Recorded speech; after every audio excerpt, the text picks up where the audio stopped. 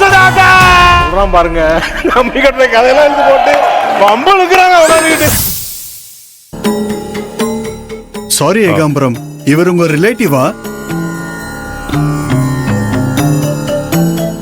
என்னப்பா? எங்க ரிலேட்டிவ்லாம் இல்ல, ஜஸ்ட் தெரியும் அவ்வளவுதான். நீங்க வாங்க, அந்த பக்கம் போலாம்.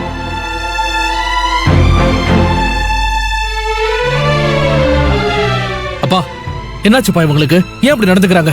இவங்களை சும்மாவே விடக்கூடாதுப்பா. என்ன பிரச்சனை கேட்டு இப்ப ஒரு முடிவு கட்டு. இல்லடா, என்ன விடுங்கப்பா. ஏற்கனவே என் தம்பியால பட்ட அவமானம் போதும் கார்த்தி. இனிமேலும் என் பையனால நான் அவமானப்பட வேண்டாம். தயவு செஞ்சு நீ என் கூட வா. வா அப்பா, வா.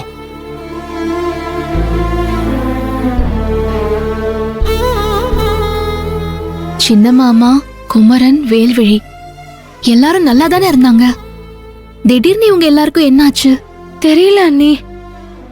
இல்ல, இதை இப்படியே வளர விடக்கூடாது. நான் இப்பவே போய் மேகல் அத்தைய பார்த்து என்ன விஷயம்னு கேட்க போறேன். அண்ணி வேண்டாம் அண்ணி, இங்க நடக்கிறதெல்லாம் சொல்லி சித்தி கிட்ட கேட்டீங்கன்னா அது மனசு ரொம்ப கஷ்டப்படும் அண்ணி. நாம இங்க வந்ததே சித்திக்காக தானே, அதனால இன்னும் கொஞ்ச நேரம் இருந்துட்டு நாம போயிடலாம் அண்ணி. நாம யார் மனசையும் கஷ்டப்படுத்த வேண்டாம் அண்ணி. என்ன சொல்றீங்க? நீ சொல்றதும் சரிதான். இவங்க பண்றதெல்லாம் மேகல் அத்தைக்காக கண்டுக்காம கடந்து போக வேண்டியதுதான். யார் கூப்பிடுறா? பெரிய அண்ணன் தான் கூப்பிடுது. இந்தாங்க பேசுங்க. இல்ல ரேவதி, இப்ப நான் உங்க அண்ணன் கிட்ட பேசினா என்னையும் மீறி எமோஷனல் ஆகி இங்க நடக்கிற எல்லா விஷயத்தையும் அவர்கிட்ட சொல்லிடுவேன். அதுக்கப்புறம் உங்க அண்ணனால கோயில்ல பரிகார பூஜைய முழு மனசோட ஈடுபாட்டோட பண்ண முடியாம போயிடும். வேணாம், நான் அப்புறமா பேசிக்கிறேன். நீ அட்டன் பண்ணாம விட்டுற அப்படியே. சரி அண்ணி. ஆதர, இந்த கல்யாணம் நீ பார்த்து வச்ச சம்பந்தம். இதுல உன்னால எந்த பிரச்சனையும் வந்துடக்கூடாது. நீ கொஞ்சம் பொறுமையாயிரு.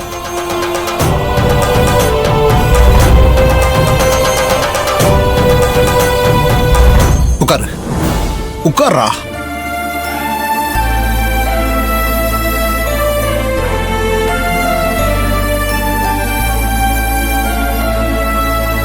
அப்பா, எனக்கு சத்தியமா எதுவுமே புரியலப்பா. வேல்வெளிக்கும் சித்தப்பாக்கும் குமரனுக்கும் என்னாச்சுங்கிற கேள்விதான் மண்டைக்குள்ள திரும்ப திரும்ப ஓடிக்கிட்டே இருக்கு. மனுஷங்க இவ்வளவு சீக்கிரத்துல மனசும் புத்தியும் மாறுவாங்களாப்பா? நான் கொஞ்சம் கூட இதை எதிர்பார்க்கவே இல்லப்பா. இதுக்கெல்லாம் பின்னாடி ஏதோ ஒரு காரணம் இருக்கும்பா. அது என்னன்னு உங்களுக்கு தெரியுமாப்பா?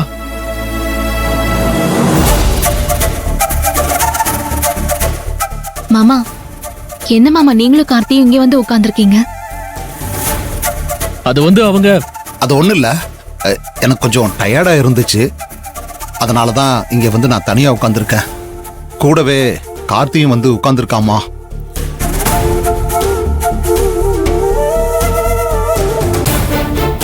மாமா, நம்ம வேல்விழியோட கல்யாண ரிசப்ஷன் எவ்வளவு பிரம்மாண்டமா கிராண்டா நடக்குதுன்னு பாத்தீங்களா மாமா? ரிசப்ஷனுக்கு பெரிய பெரிய ஆளுங்களா எவ்வளவு பேர் வந்திருக்காங்கல்ல. அவங்க எல்லாரோட அன்பும் ஆசீர்வாதமும் நம்ம வேல்விழிக்கு கிடைக்க போகுது மாமா. நம்ம வேல்விழி உண்மையிலேயே கொடுத்து வச்சவல்ல.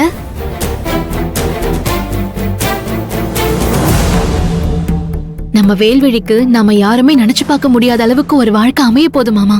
மேகலை அத்தையோட நல்ல மனசுக்கு பரிசாதான் அவங்க பொண்ணு சொர்க்கத்துல வாழ போற மாதிரி ஒரு வாழ்க்கையை வாழ போறா. இத நினைச்சு எனக்கு உண்மையிலேயே ரொம்ப பெருமையா சந்தோஷமா இருக்கு மாமா. கண்டிப்பா உங்களுக்கும் கார்த்திக்கும் கூட இப்படிதான் இருக்கும்னு எனக்கு நல்லா தெரியும் மாமா. என்ன இருந்தாலும் வேல்விழியும் எனக்கு பொண்ணுதான். அந்த குழந்தை நல்லா இருக்கணும்.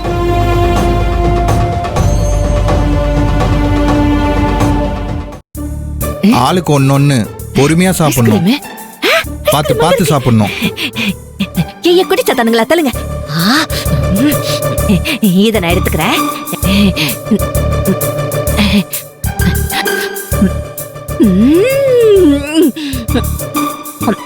அடியே தமிழ், என்னடி ஐஸ்கிரீம் சாப்பிட்டுக்கிட்டு இருக்கிற? இன்னும் என்ன சின்ன குழந்தைன்னு நினைப்பா உனக்கு? அட நீ வேற, ஐஸ்கிரீம் சாப்பிடுறதுக்கு எதுக்குமா வயசு? வாய்க்குள்ள ஐஸ்கிரீம் போட்டு அப்படியே ஜில்லுன்னு இறங்க போகுது, அவ்வளவுதானே. எப்பா இன்னொரு ஐஸ்கிரீம் எங்க அம்மாக்கு? ஏய், எனக்கு வேணாண்டி அப்படிமா ஐஸ்கிரீம் சாப்பிடுமா அப்புறம் நீயும் சின்ன குழந்தையாட்டம் மாறிடுவ வேணாண்டி யாராவது பார்த்தா இந்த கிழவிக்கு ஐஸ்கிரீம் வேணுமான்னு சிரிப்பாங்கடி. மா யாரு பார்த்தா நமக்கு என்னமா சிரிச்சா சிரிச்சிட்டு போறாங்க நீ சாப்பிடுமா அப்படியா வாயில சொல்ற? வைம்மா.